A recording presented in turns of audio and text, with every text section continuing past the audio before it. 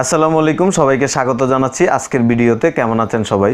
বন্ধুরা, আপনারা হয়তো বিরক্ত হচ্ছেন আমি কেন বাবরি মসজিদ নিয়ে এত ভিডিও বানাচ্ছি। বাবরি মসজিদ নিয়ে এত বেশি ভিডিও বানানোর একটাই উদ্দেশ্য, সেটা হচ্ছে সমগ্র বিশ্বের জন্য এটা খুবই গুরুত্বপূর্ণ একটা ইস্যু। সারা বিশ্বের মানুষ যেন বুঝতে পারে বাবরি মসজিদের জায়গায় মন্দির বানানো এটা অনেক বড় আকারের একটা অন্যায় হচ্ছে। বিশ্বের হাজার হাজার লক্ষ লক্ষ মানুষ বাবরি মসজিদের এই বিষয়টা নিয়ে প্রতিবাদ করেছেন, মুখ খুলে কথা বলেছেন। বাবরি মসজিদের জায়গায় যদি রাম মন্দির বানানো হয় তাহলে বিশ্বের ইতিহাসে এটা একটা হিংসাত্মক ঘটনা হয়ে থাকবে। 99% মুসলিম এবং অমুসলিম ভাই বোন এটা কখনোই আশা করে না বাবরি মসজিদের জায়গায় রাম মন্দির করা হোক। ভারতের মাটিতে যত ধর্মের মানুষ বসবাস করেন বেশিরভাগ মানুষই এই বিষয়টাকে নিন্দা জানিয়েছেন। কোর্ট যে রায় দিয়েছেন এটা সম্পূর্ণ অযৌক্তিক। কারো উপর যদি ক্ষমতাধর লোকেরা জুলুম করেন, সৃষ্টি জাহানের মালিক এটা কখনো সহ্য করবেন না। বন্ধুরা, আজকে আমি আপনাদের যে ভিডিওটি দেখাবো, ভিডিওটি দেখার পর আপনি অবাক হয়ে যাবেন। বন্ধুরা, আবারও বাবরি মসজিদ নিয়ে মুখ খুললেন জাকির নায়েক। এই ভিডিওটিতে জাকির নায়েক খুবই গুরুত্বপূর্ণ কিছু তথ্য দিয়েছেন যেটা প্রতিটা মানুষেরই জানা উচিত। জাকির নায়েক যখন কোনো বিষয়ে কথা বলেন, হক কথা বলেন, সত্য কথা বলেন। এই ভিডিওতে জাকির নায়েক ইংরেজিতে বক্তব্য দিয়েছেন। অনেকে হয়তো ইংরেজি ওইভাবে বুঝেন না। জাকির নায়েকের বক্তব্যের পরে আমি সংক্ষিপ্ত করে বলে দিব তিনি কি বলেছেন। চলুন আমরা জাকির নায়েকের মুখ থেকে শুনি তিনি বাবরি মসজিদ নিয়ে কি তথ্য দিয়েছেন। There was a political gimmick, the Babri Masjid and Ram Janmabhoomi issue. You know Babri Masjid, Ram Janmabhoomi issue in Ayodhya. I would like to know how many of us Muslims and Hindus knew about Babri Masjid and Ram Janmabhoomi before the politicians made it a gimmick. How many of us knew? I had never heard of this Babri Masjid. And when I asked the common Hindu, he had never heard of this. Only after the politicians made it a political gimmick, people knew about it. And we know on the 6th of December 1992, they wanted to have a big procession, a gathering at this site.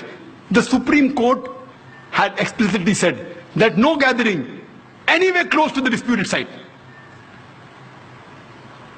A group of politicians, they make it a political gimmick of Ram Janmabhoomi issue and the Babri Masjid issue.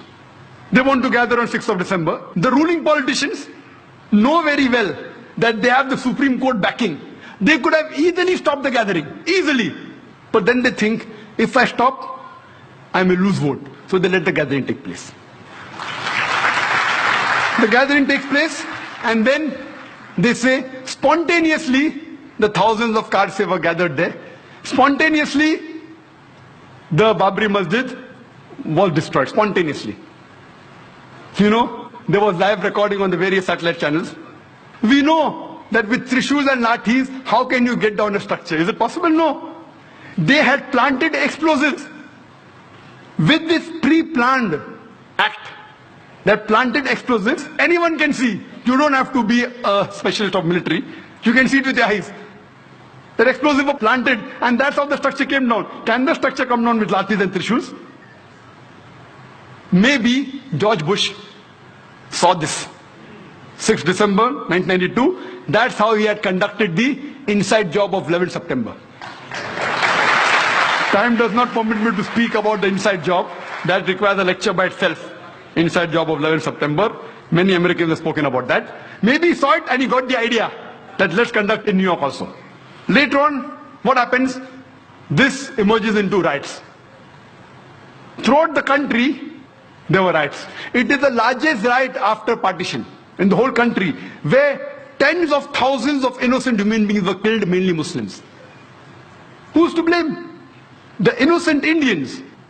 They are instigated by the politicians. Fight, kill the opposite religion people. Instigated, innocent people, they get instigated and they do the act. We know that even in Bombay, one of the cities that was maximum affected was Bombay. Even during partition, the riots that took place in Bombay was the worst in the history of Bombay. Even during partition, so many people were not killed as during the December 92 and January 93 riots. The police, if they wanted, they could have easily prevented the riot, very easy. With the backing of the reserve police, with the backing of the military, easily they could have done it. But they did not do it. Most of them were silent spectators. Some were good, they tried, but they were in a minority. Majority were silent spectators, some were party to it. I am aware that even the police is controlled by the politicians. So the police wants to do something, the politicians come in between. So the blame goes back to the politicians. Later on, the government appoints a single judge commission to appease the minority. And they appointed Justice Sri Krishna. It was famously called as the Sri Krishna Commission. And we know that Justice Sri Krishna, he was and is a devout and a practicing Hindu. But at the same time, he is an upright and honest judge, just like how we have Justice Suresh here. An honest and an upright judge. The verdict he gave, it did not go down the throat of the government. It takes a few years. And he had analyzed the full cases of the riots. He spoke with the politicians, with the police. Individually, he visited 26 police stations, analyzed the records, spoke with the police officers, junior and senior, spoke with the victims, spoke with the media, and after a great deal of research, he presented, we have this damning verdict of Sri Krishna Commission. He even gave suggestions, how can we prevent these riots? But, it takes time. By the time this happened, the government says bygones are bygones. Because they know if they implement the report, they are afraid that they will lose the vote bank. At that time, to appease the minority, they appointed the commission. How many commissions? I don't know. I don't know how many commissions have been implemented. I think Justice Suresh can tell. How many commissions that they appoint have really been implemented in India? How many? So here we know it is their delaying tactics. The innocent Indians, especially the Muslim victims, we have faith in the judiciary system of India. If the politicians betray us, if our other citizen fellow members betray us, if the police betrays us, in this country, we have yet faith in the judiciary system. And we know that finally, most of the innocent people, whether they are arrested, etc., they are finally released. But the damage done to them, it cannot be undone. Later on, we come to know, after a couple of months, on 12th of March 1993, there was a series of 13 bomb blasts in Bombay, in which more than 250 innocent citizens of Bombay were killed. More than 250 innocent human beings were killed. And more than 700 human beings were injured. The opposition said, oh, planned everything. Justice Sri Krishna said, it was not meticulously planned, it was a retaliation. More than 1,500 innocent Muslims killed in riots in Bombay. More than 1,500 innocent Muslims during the Bombay riots of December 92 and January 93 were killed. It was a retaliation. And the authorities and the police said it was done by Muslim underworld with the help of some others. That's how the bomb blast took place. And they say, all of them agreed, even the police commissioner, they agreed that it was a retaliation to what had happened in Bombay. We know that immediately after the riots of December 92 and January 93, it was difficult for the Muslims to walk on the streets. It was difficult for him to travel in the train, travel in the bus, to work in a non-Muslim area. They were looked down upon, they were ridiculed. Immediately after 12th March 93 bomb blast, those scenario changes.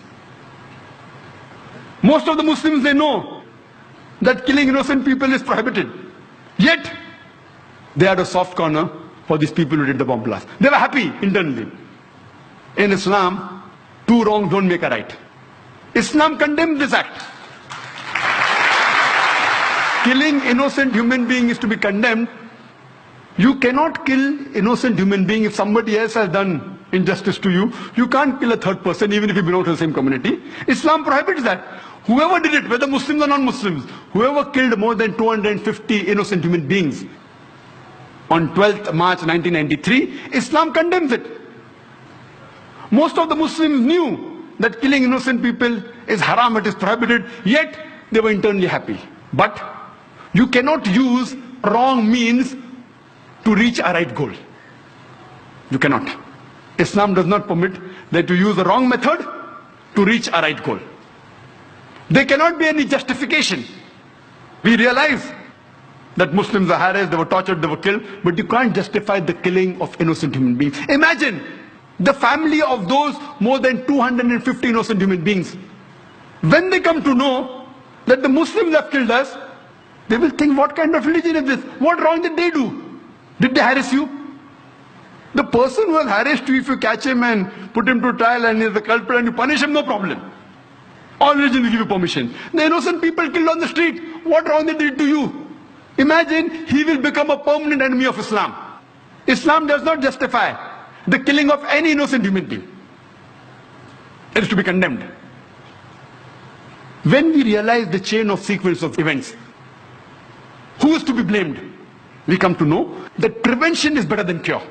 Who is to be blamed? When we see the sequence of events, we come to know that if the opposition politicians, the politician from the opposition party, if they would not have used Babri Masjid and Ram Janmabhoomi issue as a political plank, the Bombay bomb blast in 93 would have taken place.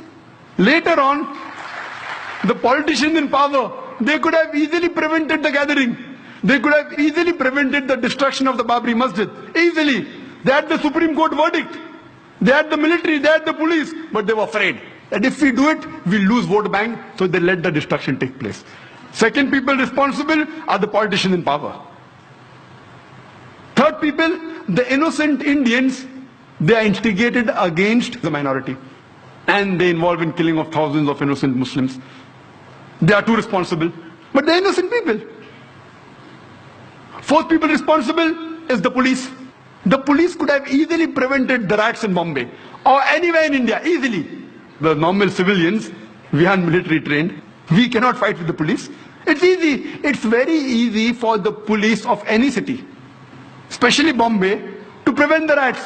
Very easy. Preventing terrorist attacks is difficult. I'll come to it later on. But riots is very easy. Easy. But they didn't do it. Some were afraid. There were a few who went out of the way and helped the innocent victims, but the majority were silent spectators. Some even were party to it. Some who were silent spectators, they were afraid that if we went against the politician, we would have been transferred. They too are to be blamed. Fourth people to be blamed are the police. Fifth, last, but not the least, the people who committed the bomb blast. Islam does not give permission to use wrong means to reach the right goal. All five categories are to be equally blamed. If you want to stop terrorist attacks, go to the root cause. Stop the injustice. Stop the wrong done to a particular group of people and terrorism will stop. বন্ধুরা, এখানে জাকির নায়েক বলেছেন বাবরি মসজিদ এবং রাম জন্মভূমির যে ইস্যুটা, এটা হিন্দু এবং মুসলিমদের মধ্যে সবাই জানে এটা পলিটিক্যাল একটা গেম। যারা রাজনীতি করেন, বড় বড় রাজনীতিবিদরা তাদের স্বার্থের জন্য বাবরি মসজিদকে একটা বড় আকারের ইস্যু হিসেবে তৈরি করেন। 1992 সালে যখন বাবরি মসজিদ নিয়ে হাঙ্গামা হয়, তখন সুপ্রিম কোর্ট অর্ডার করেন এটা নিয়ে যেন কোনো ধরনের বাড়াবাড়ি না করা হয়। কয়েকটা পলিটিক্যাল গ্রুপ পরবর্তীতে এটা নিয়ে একটা গেম তৈরি করেন। তিনি এখানে আরও বলেন 1992 সালে যখন বাবরি মসজিদে হাঙ্গামা হয়, তখন জর্জ বুশ বাবরি মসজিদের ধ্বংস যেমন দেখেছিলেন, 11 সেপ্টেম্বর 2001 সালে জর্জ বুশ তেমনি এর অভ্যন্তরীণ কাজও পরিচালনা করেছিলেন। দেশ বিভাগের পরে বাবরি মসজিদের দাঙ্গা ছিল সবচেয়ে বড় দাঙ্গা, যেখানে লক্ষ লক্ষ নিরীহ মানুষ এবং মুসলিমদেরকে হত্যা করা হয়েছিল। তখন বোম্বে দাঙ্গার জন্য নিযুক্ত ছিলেন একক জজ হিসেবে শ্রীকৃষ্ণ কমিশন। তখন নিরীহ ইন্ডিয়ানরা, বিশেষ করে মুসলিম ক্ষতিগ্রস্তরা ভারতের বিচার বিভাগের প্রতি খুবই আস্থা ছিল। ভারতের মাটিতে বাবরি মসজিদে যে দাঙ্গা হয়, নিরীহ মানুষকে হত্যা করা ইসলামে সম্পূর্ণ নিষিদ্ধ। তারপরেও নিরীহ মানুষদেরকে হত্যা করা হয়েছে। জাকির নায়েক এখানে আরও বলেন, দেশে বিচার বিভাগীয় ক্ষমতা থাকার পরও, মিলিটারি পুলিশ থাকার পরও কিভাবে বাবরি মসজিদে হাঙ্গামা হয়, নিরীহ মানুষকে হত্যা করা হয়, দেশে এত কিছু থাকার পরও তারা কিছুই করলো না। কারণ তারা নিজেদের স্বার্থটাকে আগে দেখেছেন, না জানি তারা ভোট ব্যাংক হারিয়ে ফেলেন। ইসলাম কখনো অসত্য কোনো কিছুকে সমর্থন করে না। সন্ত্রাসী আক্রমণ বন্ধ করতে প্রয়োজন অন্যায় বন্ধ করা। একটা নির্দিষ্ট গ্রুপের সাথে করা ভুল বন্ধ করতে হবে, তা না হলে এ ধরনের কর্মকাণ্ড আরও ঘটবে। আজকে বাবরি মসজিদের রায় নিয়ে যে ধরনের নাটক চলছে, এটা সম্পূর্ণ একটা পলিটিক্যাল গেম, যাতে করে রাজনীতিবিদদের স্বার্থ হাসিল হয়। বন্ধুরা, এখানে জাকির নায়েক যে তথ্যগুলি দিয়েছেন এটা সম্পূর্ণ সঠিক এবং সত্য। আমি জাকির নায়েকের কথাগুলি সংক্ষিপ্ত করে তুলে ধরেছি। আশা করি আপনারা বুঝতে পেরেছেন। সো বন্ধুরা, বাবরি মসজিদ নিয়ে জাকির নায়েকের কথাগুলি কেমন লাগলো কমেন্ট করে জানান। আর বেশি কিছু বলতে চাই না। আল্লাহ তাআলা আমাদের সবাইকে সকল ধরনের বিপদ আপদ থেকে হেফাজত করুক এবং বাবরি মসজিদকেও হেফাজত করুক, আমিন। ভিডিওটি যদি ভালো লেগে থাকে ভিডিওতে একটা লাইক দিবেন, ভিডিওটি শেয়ার করবেন, কমেন্টে আপনার মতামত জানাবেন। সবাইকে ধন্যবাদ জানাচ্ছি। আসসালামু আলাইকুম। رب ارحمهما كما